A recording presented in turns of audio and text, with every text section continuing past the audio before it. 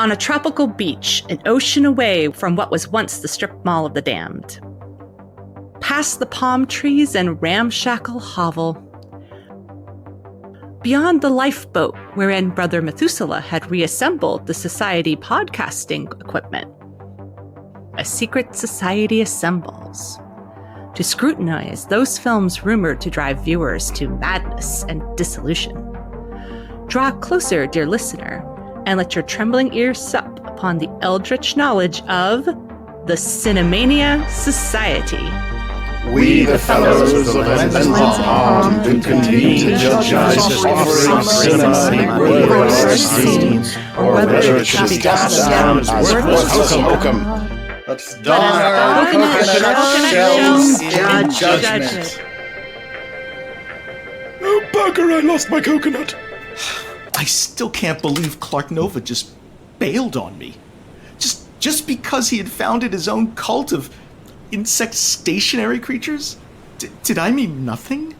I'll show them all! I'm starving. I haven't eaten anything since those salty snacks I found on the beach yesterday. You found salty snacks on the beach? Some people have all the luck. Or maybe there are sea turtles on the beach. I saw a strange pit in the sand over there, roped off with sticks and twine. Turtle soup, anyone? You can't eat sea turtles! They're an endangered species! Fuck right you can't. Those bastards will snap your hand clean up. You seen those beaks? Or those gullets? Ugh. And why is my phone still not working? Is it still waterlogged from the shipwreck? Maybe if I bury it in this sand, it works with rice, right?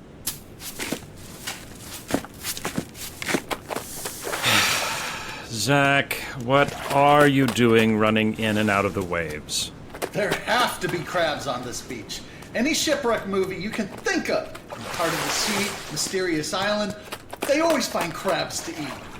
Where are you, you delicious little ocean monsters? Even if you find them, we don't have any melted butter anyhow.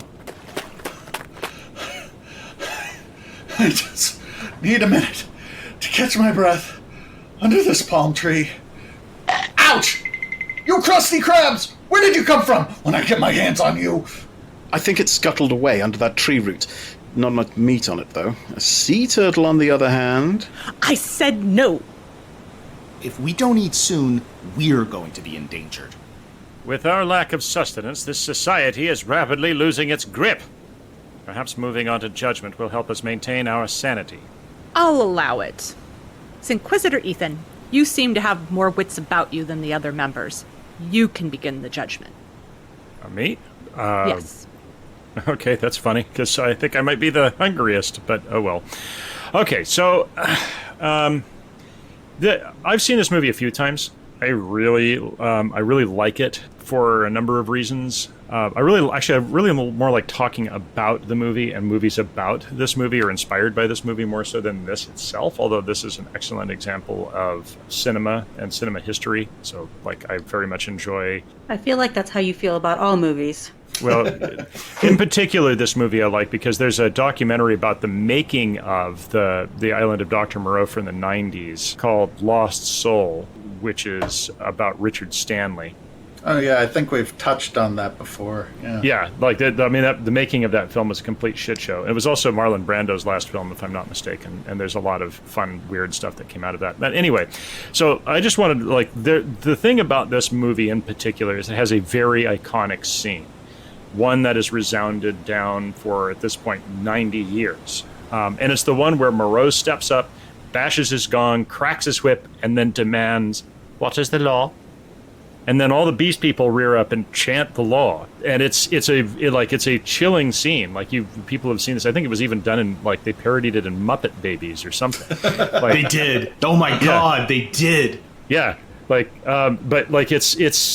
one of those things that just sticks in people's heads, and for good reason. It's been in popular fiction all throughout the 20th century. I mean, Devo and Oingo Boingo both did songs in ode to this scene. Are we not men? Not just songs, entire albums. Yes. But as iconic as the scene is, it does not occur in the book. The law is there, the speaker of the law is there, but it's really, really different in the book. And I think it's for a couple of major reasons. So I'm going to dive into those. First, the book came out in 1896 and the movie came out in 1933. We just kind of think of that whole era as kind of one big smear, but the social, philosophical, scientific, and medical progress made in those 37 years cannot be overstated. So if you want to compare, RoboCop shot that one guy in the dick 37 years ago, right? For us. He did. Right. But we think about that film as still contemporary. Like, we've, at least in our generation, we're just like, oh yeah, that just came out 37 years ago. This film, Island of Lost Souls, is quite sophisticated for its time, and it builds on the science fiction concepts that Wells introduces. So, like, the film has a line where Moreau boasts about making changes to a cell's germline, which is to say they're talking about genetic modification in 1933. Compare that to the book, which, again, as I said, was originally published in 1896. The changes Moreau was making to the Beast People in the book weren't genetic. They were purely surgical. He was basically crafting flesh golems through plastic surgery, literally stitching together different species. In the book, the main antagonist among the beast folk isn't Uran. He's never named. He's simply referred to as the hyena swine. So, yeah, no, I mean, it's really interesting to see how they jumped forward on that in the movie compared to the book. I mean, they're both very interesting. They're like Wells definitely is known for being prescient in some of the same ways that, say, Jules Verne was as well. Like, people cite Wells as being one of the people who made science fiction a viable genre. The guy was a futurist. Like, he was a practicing futurist. He's one of the people who helped craft the League of Nations for, as toothless as it was, like, the idea of the League of Nations went on to found the UN, the idea of international law. He was one of the architects of it. But anyway, there's a reason why in the scene the animals all sit up and chant the law at the crack of a whip. There's a reason why they represented it this way.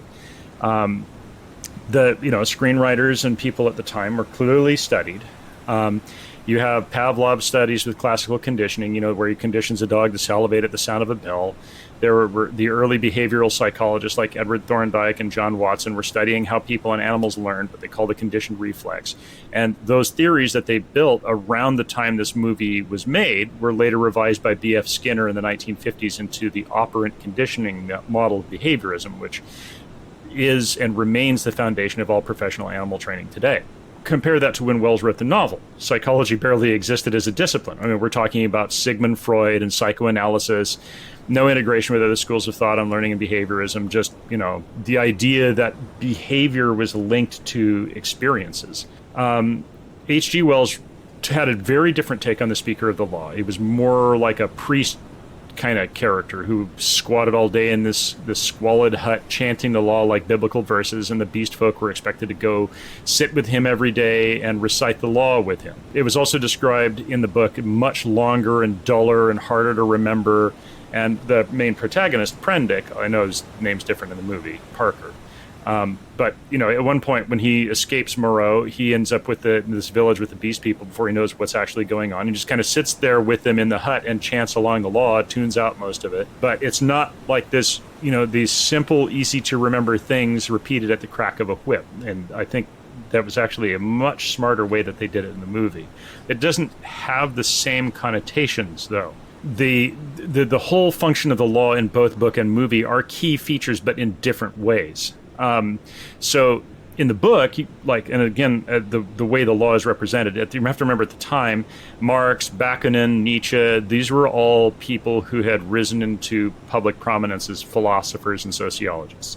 Communism, anarchism, atheism, and nihilism were all very present things being chewed over in the public zeitgeist in the 1890s. And the book blends those currents with the thoughts about the dissolution of organized religion, because for the first time perhaps ever in history, rational people were beginning to recognize organized religion for what it is, a tool of social control. I think the book addresses that really well. The movie does not, but it addresses it, operant conditioning, in a totally different way. I mean, like, it glosses over the idea of law as religion, but it's looking more at conditioned reflex than it is looking at religion as tool of social control. Another thing that's really majorly different between the movie and the book is Moreau's death. In the book, he's killed in the jungle while chasing after the puma that breaks loose while he's working on it. And the puma, which happens to be female, arrives on the island along with Prendick, and Moreau spends the first third of the book crafting her into a beast folk woman. But the fact that it's female isn't really remarkable. There are other female beast folk on the island. There's no forbidden love interest and these kind of weird side-eye hints at miscegenation, which the movie presents very clearly.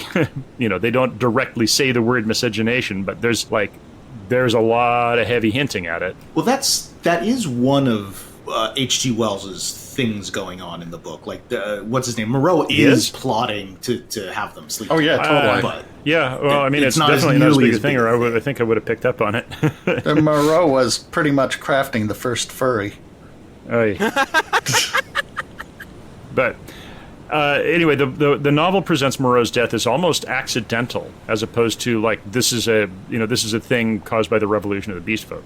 It's represented as almost accidental and in very Nietzschean God is dead terms, because beast folk happen upon it sort of accidentally, and Prendick, the novel's protagonist, at that moment realizes his own life is now at risk now that the beast folk are doubting the religion of the law. And so he rather cynically seizes upon and applies the idea of transubstantiation in order to try to keep the beast folk in line. Moreau's not dead. He's discarded his flesh that he's no longer needs and is watching us all from above. The law still applies. And, some of the beast folk buy it, but most don't. And the last act of the novel concerns Prendick living alone among the beast folk during their descent into anarchism as they slowly revert to their animal natures. A lot of really heavy subtext here. Without religion and God, society falls apart, right? I don't think he's saying that exactly. I think he might be... you can look at it both ways. I think he might be, making critiques about human society specifically, or he might be saying that, we need these structures to function. You can make an argument either way. I'm going to get to that. But it's not surprising that the movie doesn't follow this arc, in part because, limitations on time. People weren't consuming movies the way that we consume them now. And also because the special effects of the 1930s, they couldn't really show these animals reverting in the same way. But also because the Russian Revolution and the seizure of governments by fascists like Mussolini and Hitler, who were experts at wielding the power of the mob, were still present. Those were things that had happened. They hadn't happened at the time that H.G. Wells was writing the novel. They were, in theory, there were anarchists and communists who were agitating to seize power, but they hadn't actually seized power. Whereas the filmmakers were watching this happen. Mussolini had done his march on Rome. They had seen the Russian Revolution, and this was still fresh in people's minds. The first Red Scare had happened. So it's no surprise that they depicted Moreau's death as a result of the beast folk rising up in a mob. Also, compared to the book, Prendick is not rescued by his girlfriend and they flee, the descent from this island. No, he eventually escapes, again, sort of by accident, when a boat full of corpses drifts to the island, and also one of which is red-headed, but Prendick implies but never reveals for certain that it's the drunken, sort of semi-bestial captain who put him off the boat at the beginning. He disposes of the bodies, rows off to be miraculously rescued at sea by another ship. But yeah, not rescued by his fiancée like in the movie. Two other major themes that appear in both the novel and the movie are colonialism and eugenics, and I've been thinking about this for a couple of weeks, and I cannot figure out whether these are presented in critical or apologetic terms. Sometimes I feel like it's one way, other times I feel like it's the other way. I do know that H.G. Wells believed in human improvement through science, and I think he supported eugenics early on, though he definitely later repudiated that position after World War II showed the true horror of using race science as national policy. Yeah. But I think where I think he might have been being critical about colonialism is the whole idea of, quote, civilizing, quote, barbaric people was the core justification of colonialism and empire building, dating all the way back to the Roman Empire. And it's a justification that has been used by every one of Rome's successors, Great Britain and United States very much included. Well, and one thing Moreau says is that that man was supposed to be the ultimate form. That's what all these animals were eventually going to evolve towards anyway. So he's just helping the natural progress. He's not doing anything unnatural. This is where they were going to have gone anyways. very, very colonialist and eugenic. Yeah, so like I'm not sure if he's saying that we need these structures, because Prendick definitely seems like he's somebody who's in favor of it. He seems like just a sort of a standard issue, British soldier of empire kind of guy, but like he's not represented in the heroic terms as he is in the movie, like very much in the book at all. And in neither book nor movie, Moreau is presented in positive terms at all, nor are his attempts to civilize people via religion and super science. And like I said, Prendick or Parker is a pretty cynical bastard in the book, but he does come off better in the movie. One thing's for certain, though, the presentation of non-white people as animalistic is something that both the novel and the movie do to an unabashedly bigoted degree. Ugh. Yeah. Reading the novel, it's pretty clear to me where H.P. Lovecraft drew inspiration for his notorious novella, The Horror at Red Hook. There's a whole lot more I could say. I mean, a lot more, like a dissertation's worth. This is just scratching the surface. But, so please, if anybody's listening, they're like, hey, you skipped over this or you glossed over this, please don't get upset. I just don't want to take up the entire conclave because other people have stuff to say too. So for those reasons, for all the reasons detailed in the charges, but mostly for giving Mark Mothersbaugh fuel for one of the worst earworms of the 1970s, I judge this film guilty. Hey, I liked that song.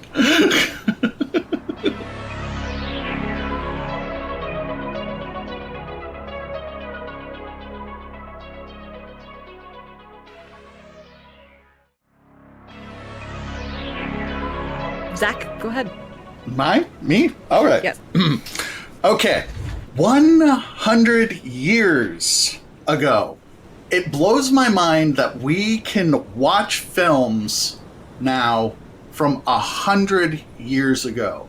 It also blows my mind that this is not a phenomenon that's going to go away. As we are in the 2020s, we can go back to the 1920s and watch films of life 100 years ago.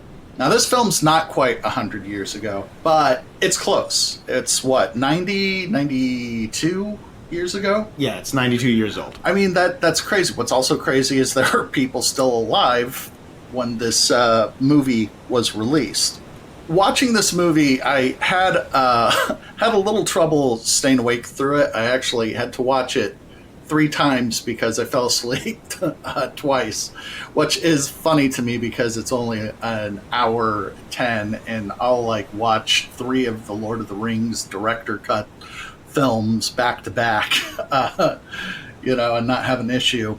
I think that's partially because filmmaking as we know it was still developing. And one of the things that gave me a hard time is the lack of any Foley or background music in the film.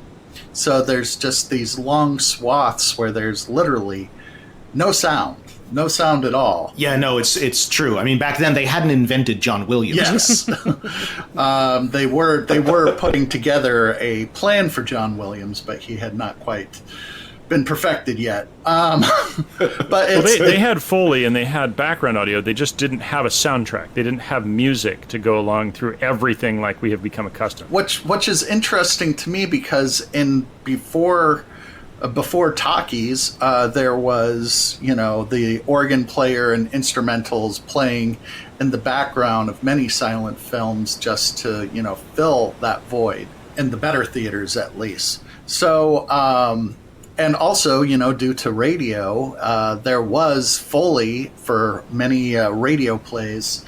So it just all hadn't come together perfectly. And I was also thinking to myself, how much of that was just, them not being able to mic people because, they're running through the background. And then when they get to a certain point, you would hear rustling and talking and footsteps, and it's is it only because they had their mics pointed at this one spot? It brought some interesting questions to me just about how films were made back then, 100 years ago, and what was still developing.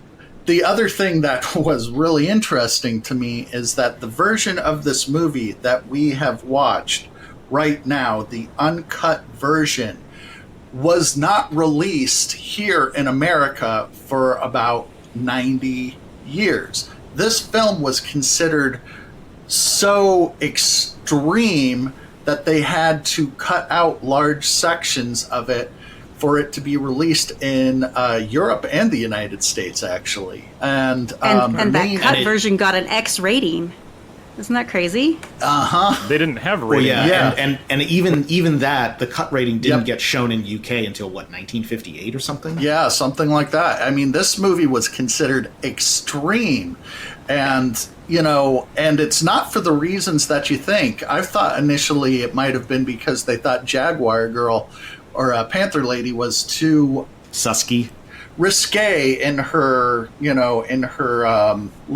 bikini number that she had going on. But it wasn't that. It was the depiction of the House of Pain, talking about vivisection. These were all considered really scary, horrible things that they were afraid were just going to freak people out and give them nightmares. And the whole, just how much things have changed. That uncut version that was released in 2011 on DVD was rated PG. Mm-hmm. Just such a huge swing. Well, it is... It's amazing how our sensibilities have changed over time. But I will admit, the scene at the end where they all they break into the medical instruments and they start grabbing the things that Moreau used to change him when they throw him on the table and go around and Moreau's screaming and you just see the huddle of them kind of stabbing and stuff. That I thought actually held up. That gave me a squick. That was oh, it's horrific. Yeah, yeah, it is horrific. And that's a very good less is more sort of scene. Less is more. They don't show us the explicit stuff. You just have to imagine it. It's pretty good. Well, and that's the thing that you have to remember, right? Is we are used to a very different level of violence and gore and everything else on screen. But for the folks of the time, this really was horrific. And partly because it played on the, less is more, you don't see it, it's hinted at, right? That even we today got at least a little squicked by certain aspects of it. Yeah, right? You just got to imagine what they were going through back then. It wasn't that long ago that they were freaking out people in theaters just by having someone fire a pistol directly at the camera. That's right. That's right. It was... I had a question for Hope, though. Wait, you said it received an X rating? Yeah. When did it receive an X rating? I'd read that too. The cut version in 1958? The cut version that they... Yeah, in UK gave it an X rating. Okay, because MPAA didn't really establish the rating system until, that would have been when there would have been really new rating systems. They didn't really No, this was when they put it out in the UK in 1958. X-ish. I don't know if it's specific. I found that info on IMDb. It was one of the first X-rated movies. It said X certificate, so I'm not sure. So, the British rating system is different from the US. The MPAA has a different rating system. But just for time frame's sake, right? Just keep in mind. So when this movie first came out, and in 1932, and it was edited a lot to get it out in the US in 1932. The Hays Code had just landed. This was one of the early post-Hays Code films, so you can see its impact on the film. Oh yeah. And it's actually interesting if you even go pre-Hays Code in the 1920s and stuff, especially in French. And French cinema has always been wonderful about this, of just how much, sex and violence was actually in films before the Hays Code. Oh, that's some freaky shit right there. Yeah, and it's just once again, we have this idea of society back then being very watered down, and it's interesting when you see that, people back then were just as into all the weird, kinky, freaky shit that we are in now. If you watch M, one of Hitchcock's first movies, that is a freaky movie. And it wasn't that in the 1930s and 1940s people stopped being that way. It was just stopped being legal for them to have free artistic expression. So for the reasons that I have covered, but mainly because it gave the House of Pain the name for their ban, and I have had jump around, stuck in my head since the 1980s. I find this film guilty. Okay. So I have to agree with my colleagues here. I find the film very guilty for all of the reasons they've listed, but also, like Brother Ethan was saying, it's very ambiguous, their position on eugenics, on like social evolution, on what's the word I'm looking for? Colonialism? Like manifest destiny and the superiority of the white man and all of this. Like, are they criticizing it? Are they praising it? White supremacy, there we go. Are they criticizing? Are they praising? Are they pro or con? It's very ambiguous. And I think maybe they meant it to be that way. Like, you make up your mind, you think about it. Like, it definitely makes you think. And without the context of actually having fascists and stuff truly in government, and not really having minorities having a voice at that time, it's interesting that anyone's even questioning it, but as still thinking of it as good or bad, you decide. I mean, now we're very much just like, no, that's bad. yeah, but at the time, like you said, minorities weren't speaking for themselves. They didn't have a voice. So are these people are they trying to say, oh, look, these minorities, these savage men really are people? Or are they saying, look how terrible they are, we need to civilize them? It's really ambiguous, I think, in the film, if you take into account the time period. And also, I know they state later that Loda is not Polynesian. She's a creature. She's the panther woman. But the fact that he could even try to say she's pure Polynesian, I mean, that's the whitest damn Polynesian woman I've ever seen in my life. I know it's black and white, but you can tell. You could tell she's pretty darn white.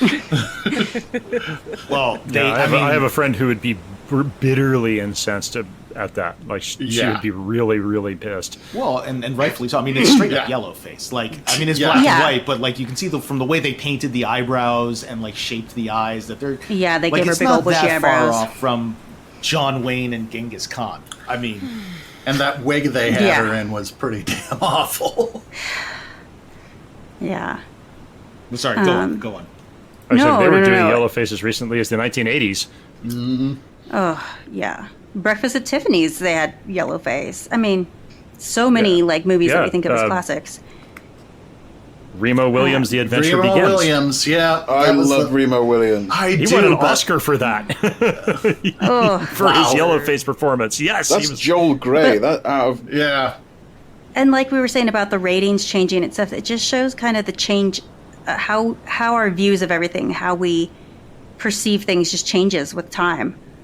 It's a great example of just how the passage of time changes how we see things.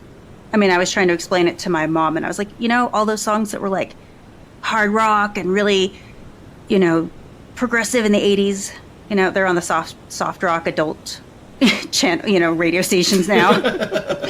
Yeah, you all hear those guys it in with the big grocery hair. store.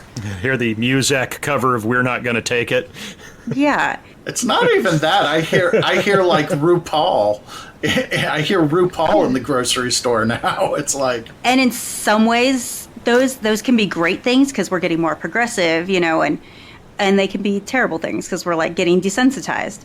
So for shining a mirror back at us, I would deem it very, very guilty. Also for trying to pass that white woman off as Polynesian. God. Yeah. So it's extremely guilty. So I've known a lot of Polynesians in my lifetime. They wouldn't like it. Yeah. Looks nothing like that. Andy, what about you? Well, I came to this movie expecting to hate it. I thought, this is going to be an old movie. It's really going to need us to overlook a lot of bullshit to even get through it. But I was amazed at how watchable it was. and how visually impressive it was. Because, okay, they didn't have special effects, but they did have these amazing sets with really impressionistic lighting that was clearly taking a lot of influence from Cabinet of Dr. Caligari, with these huge shadows that were coming from no obvious source but looked amazing. And I was also surprised by the performance of Charles Laughton as Moreau, because while everybody else in the film is doing this very stilted, theatrical, boys' own adventure kind of attitude, Laughton is almost doing a completely modern performance. He's got these funny little asides and looks that he gives. You can tell that he's scheming and thinking of things, and he's really thinking about the interior of the character. What is he thinking right now? What is he plotting and planning? And that, in a way, really brought me into the film in a way that, without him, I would have seen this as being far too stuffy and difficult to get into, to even watch. So I found that to be remarkable for a start. There's also, as a lot of people have mentioned, the issue with the presentation of the other, the foreign in this film, and specifically the Panther Woman. And I was reminded of an actress called Theda Bara from the 1920s, pre-Hays Code, who was presented as being the vamp, the original femme fatale, the woman with the hungry eyes, they called her. And they made up lots of stories about her. They said she's come from exotic oriental lands. Nobody knows who she is. She's probably murdered someone for real. And Wasn't she from Nebraska? Yeah, she was. She was actually some, American chick who happened to get lucky in an audition one time, and they just made up all this crap about her in order to make her seem exotic. And I'm sure her actual name was like Maggie or something. Yeah, they're she trying probably to had do. some interesting ancestry, and she was just ethnically ambiguous and could be She cast didn't as have anything. interesting shit. What she had was a lot of eyeliner and good lighting, and that's as far as they went to make her look in any way not white. But it's they're clearly trying to do the same thing with the Panther Woman, because they ran a nationwide campaign to find their Panther Woman. They had people compete to be in this film, and they basically picked a girl who used to be a cheerleader or something. Oh, a model, that was it, a model. And they're like, right, you're going to be our Panther Lady, and we won't even give you credit. We'll just credit you as the Panther Lady to build this sense of mystique. And I feel that when we're talking about all the reasons why this film was censored and kept out of the public eye for so long, the sex aspect has got to be part of it. Because yes, it's violent. Yes, it's difficult in places with all the horrible screaming and whatnot. But there's a real throbbing sexuality to this movie. You've got the Panther Lady, obviously, and certainly to people of the time, there's lots of indicators that she is a femme fatale, as they understood it at the time.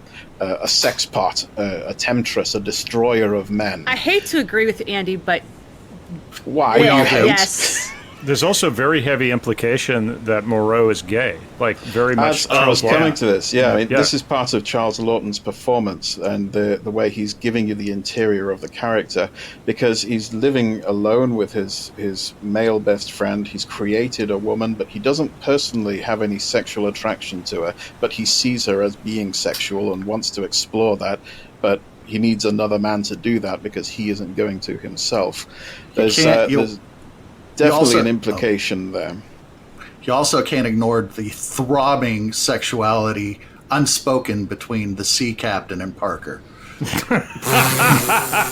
Yeah, okay. Right. But I feel like people at the time would definitely have read that as being, there's something between the lines here. There's a subtext that we find uncomfortable. And that has to have been in the minds of the censors, that there's, even if it's not said, there's something going on here that's sexually uncomfortable that made the censors of the time think this is too much. We can't have this going out there. It's gone too far. And like we said earlier, what's unsaid or unshown is even more powerful sometimes. Yeah. And I have to say, as I said, Charles Laughton makes this film for me. He's incredibly watchable. He was a theatrical actor before coming to Hollywood, and they gave him this, and he just ate it up completely, hamming it up, enjoying himself immensely, making a wonderful meal of this whole role. He makes me believe that he could be a dangerous super scientist conducting bizarre experiments somewhere in the South Seas. And for that alone, I judge this film guilty. Well said. Andy, I agree that Lawton, cold-blooded. That's all I can say, man. There's so many scenes. Everyone else is like freaking out. He's like, yeah, it's just going according to the way I planned it. Almost. Who is this man? Almost like Hannibal Lecter if he had a sense of humor. And a goatee. And a goatee. Well, yeah, and like... I know, he just plays it so cool the whole time. Oh, yes, they're quite dangerous. Here, have a gun. It's right here. Yeah, here, have a gun. I don't care. Like, it's funny though, Andy. I read his performance a little differently. If anything, he seemed the most classical, like almost the silent era, right? Like, so, like what you were saying about the asides and the way he'd like look at the camera and then look off to the side, like that seemed very much something from the silent era, right? Where you're kind of the camera is the audience and you're having a conversation with them with your eyes and your face through He's that. definitely aware of the audience in a way that the other actors probably aren't. Oh, yeah, Straight up saying their lines. He's definitely much stiffer. The only person I thought who was doing it, like, who got some truly modern moments was Bela Lugosi. Oh my God. Are you And, like, serious?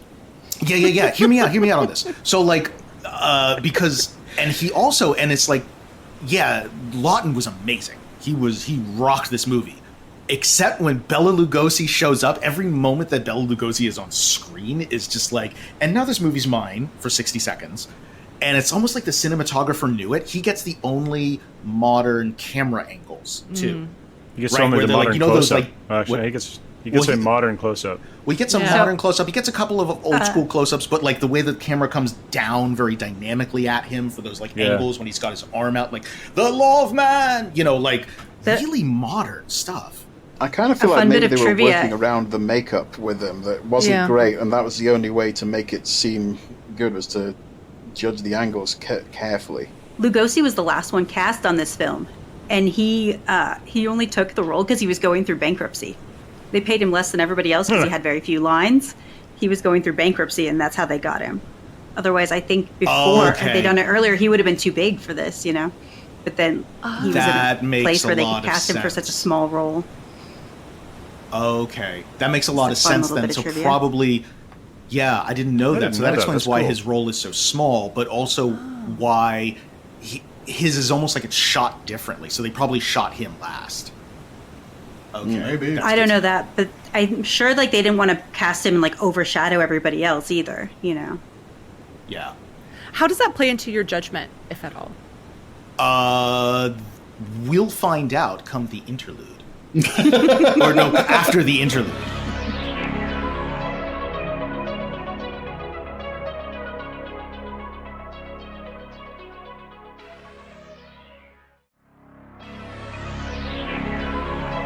Wait.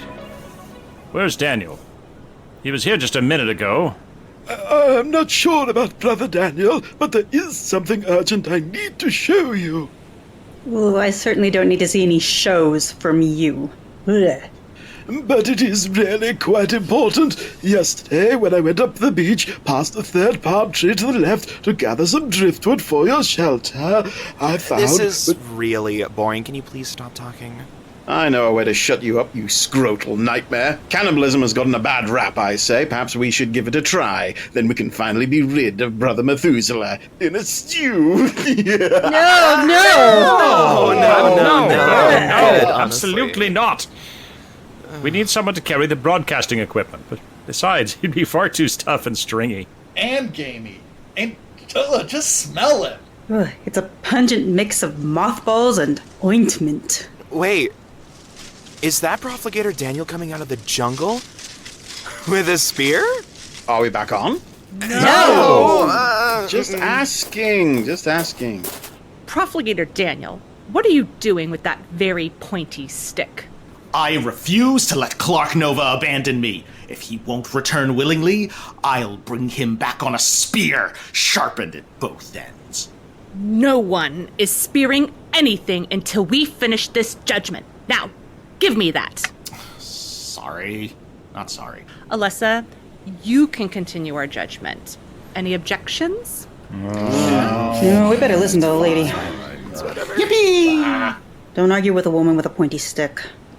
No objections per se. I mean, like, this I couldn't put my finger on it, but this movie really seemed to run similar to a lot of like plot lines of later movies, of going to an island and having all of this shit happen, and then you fuck off once everything explodes. I feel like this is like an origin film, of course, not without its own problematic elements, but Like a precursor to all of those other films. yeah, it was very much, it's had a lot of elements that I think really built out all of these various other films. Everyone keeps trying to figure out if it's like, is it anti-imperialist? Is it pro-imperialism? Is it satire?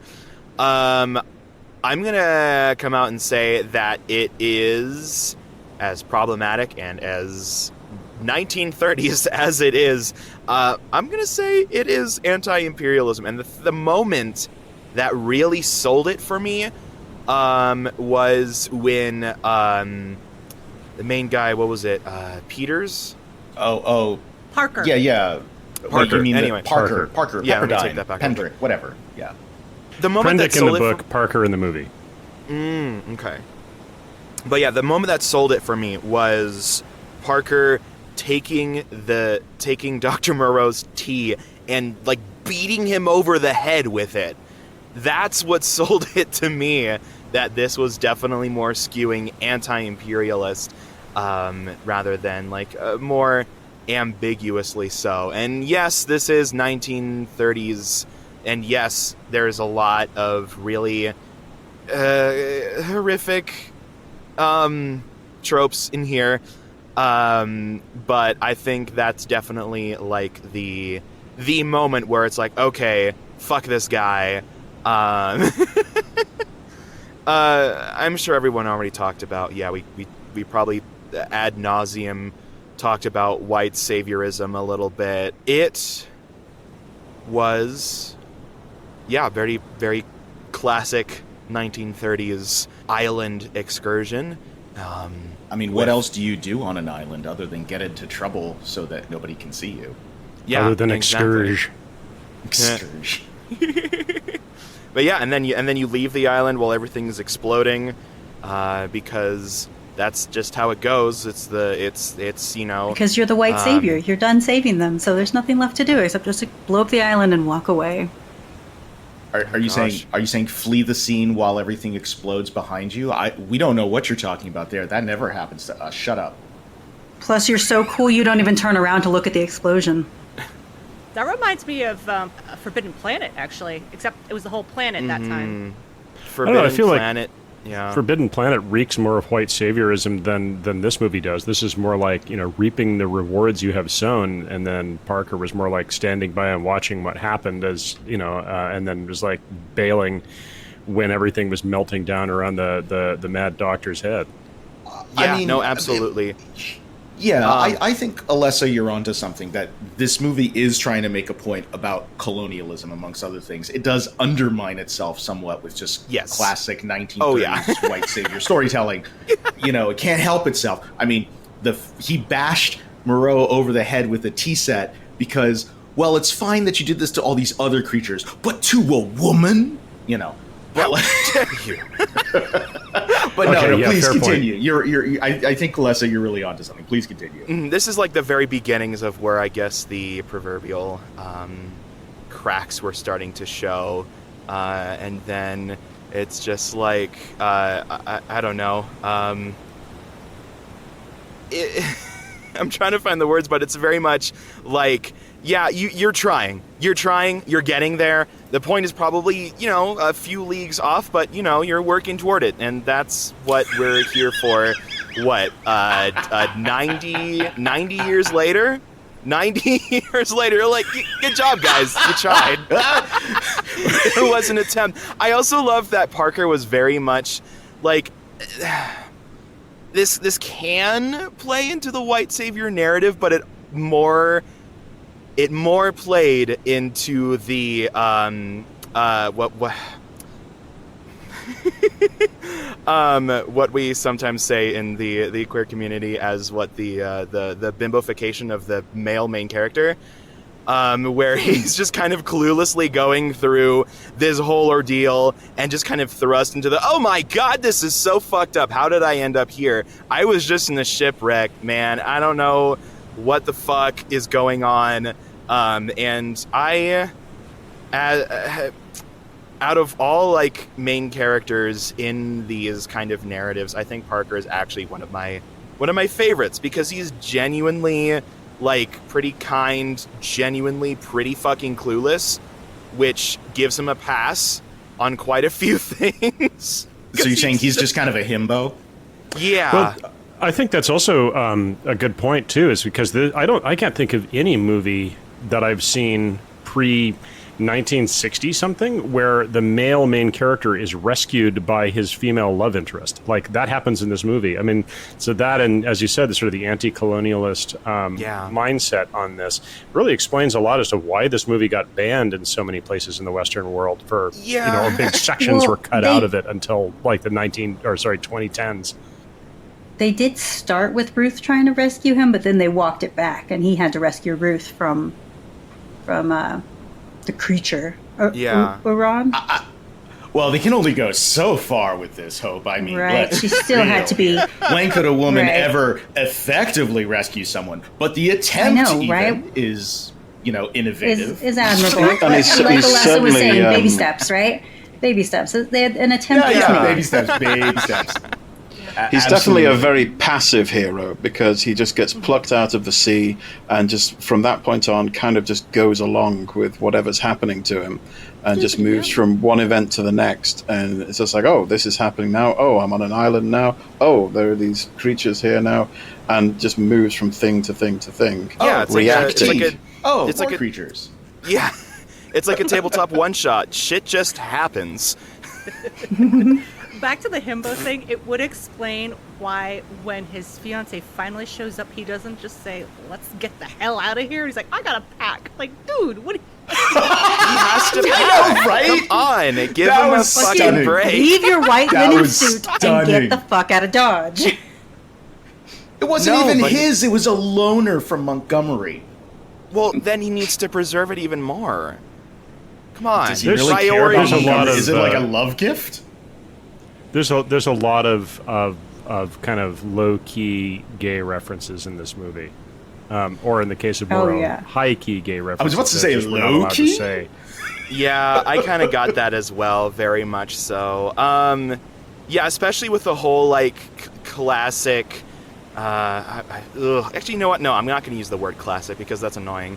The antiquated, like... tropes with women in this era of cinema. And yeah, no, he was just very much like, oh yes, science and all that. Well, and he had to bring someone else in to test Lotta, rather than he couldn't just sleep with her. He or Montgomery, neither of them could try to seduce her. Well, that's because she was afraid of them. I mean, they did torture her for hours. That is also very fair. Okay, valid point. But I mean, they went over a lot of stuff. They pushed they crossed a lot of other lines. You'd think they would cross that one too. I think the subtext was pretty strong, at least. I mean, but yeah, it was also his just general attitude. While I don't know, some of the tropes maybe went over my head, but the vibe definitely was there. I mean, Jesus Christ, look at that fake goatee. Like, come on. Please, Alessa, are you saying because of your love for Parker, do you feel like this film is not guilty of cinemania? Well, as much as I like to talk about Parker, and as much as I'd like to talk about all of that stuff, it is unbelievably and irredeemably guilty. Absolutely. Cool. Suspicion is enough to convict. Oh my god. Hey, listen. That sounds like the noise dinner makes. Ooh, I like the way you think. Oh, let me at him. Daniel, take the spear. Yeah, Billy, Kill. I should have moved on to another port. What the fuck? How are you morons still alive? The paddle boat sank. I had the only functioning life vest. Wait, Captain Cajun guy? From the paddle steamer? You left us to die on a sinking ship? Why? And where's your amazing Cajun accent? It was like warm butter and Quaaludes on waffles. You assholes burned down my restaurant. You didn't even leave a fucking tip. Oh no, we are so screwed. Who is it? A cinema assassin?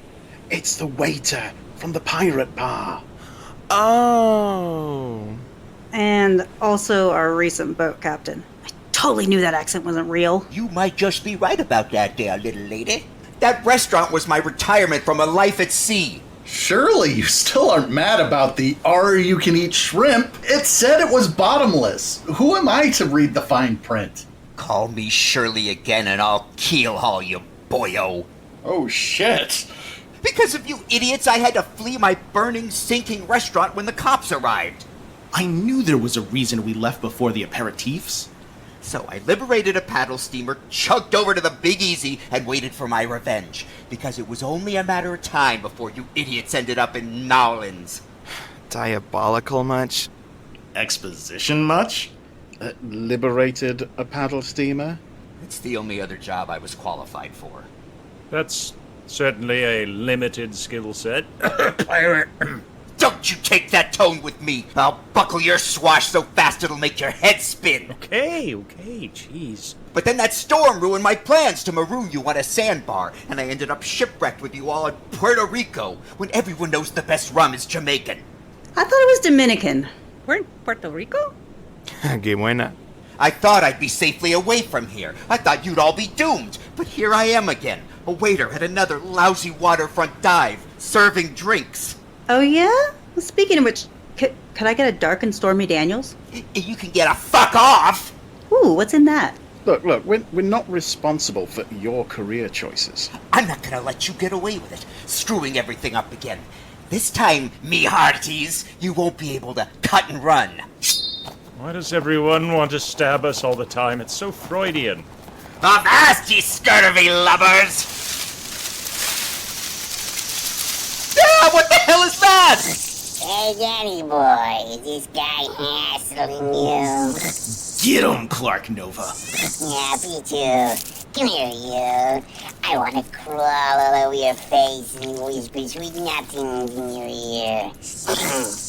The needles rest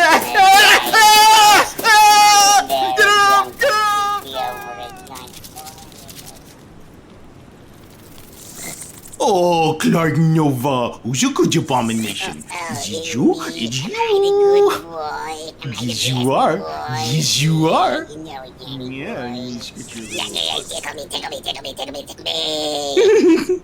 I am so glad you're back. Don't you ever run off on me like that again. Well, that makes 2 unexpected appearances today. Not exactly unexpected. We ran into it earlier in the jungle. Don't ask. Weren't you planning to stay in the jungle? Am I missing something? Oh yeah, Clark Nova was king of his own jungle cult of grotesque insect stationary supply creatures. Yeah, you have to tell me how you organized that so quickly. Oh, ever read Dianetics? Okay, weird. But if that's true, why did he come back? You know bug powder in the jungle. By the way, I think I may have earned a bump for that last little service, Danny boy. Clark, you want a bump? You want a bump? Yeah, I want a bump, Clark. You want bumping. Tickle me, tickle me, tickle me. Speaking of the jungle, I've been trying to tell you there is a resort right up the beach. A resort? A beach resort. With liquor? And food? And Wi-Fi. Yes, and yes. But they won't give you the password until you've brought at least 2 drinks. I've been trying to tell you, but you didn't listen. Drat it! Just when I'd finally consolidated my power over this society. We should definitely check out this source of potential cult members. I mean hotel. To the hotel! To the fully stocked bar! And the all-you-can-eat buffet! To the end of the episode! Yay! That episode of the Cinemania Society was written and performed by Andrea Palladino, Andy Slack, Daniel Scribner, Zachariah Burks, Ethan Ireland, Alessa Luz Martinez, and Hope Bravo. With special guest, Miles Miniacci. Produced, mixed, and mastered by Ethan Ireland. Music by Carl Casey at White Bat Audio. Sound effects and incidental music courtesy of Epidemic Sound. Iris was excerpted from Naked Lunch by William S. Burroughs. Copyright 1959. Visit our social media feeds on Facebook, Twitter, X, at TCS_Cinemania. And Reddit at r/the Cinemania Society. Happy now? If you really like what you've heard, visit us on Patreon and chuck us a couple bones because making podcasts ain't free. Very special thanks to Alexandros Katadakis and Ziv Lang for making this episode possible. The Cinemania Society is a product of the Cinemania Society, LLC.